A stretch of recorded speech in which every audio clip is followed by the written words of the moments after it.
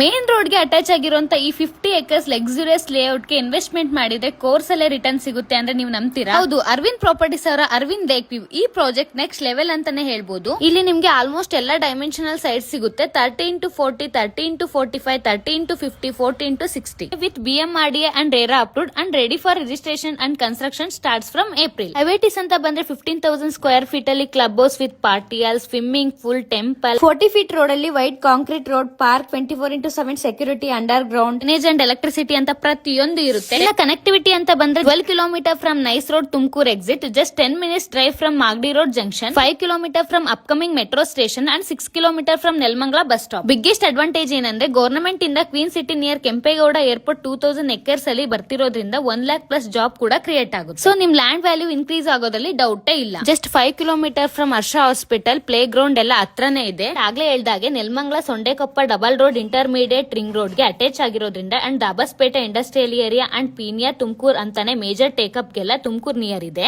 So ಇನ್ನಾಕ್ wait ಮಾಡ್ತಿದ್ದೀರಾ? Site visit ಮಾಡಬೇಕು ಅಂದ್ರೆ ಸ್ಕ್ರೀನ್ ಮೇಲೆ ಕಾಣ್ತಿರೋ ನಂಬರ್ ಗೆ ಕಾಂಟ್ಯಾಕ್ಟ್ ಮಾಡಿ, ಹಾಗೆ ನನ್ನ ಅಕೌಂಟ್ ನ ಫಾಲೋ ಮಾಡಿ.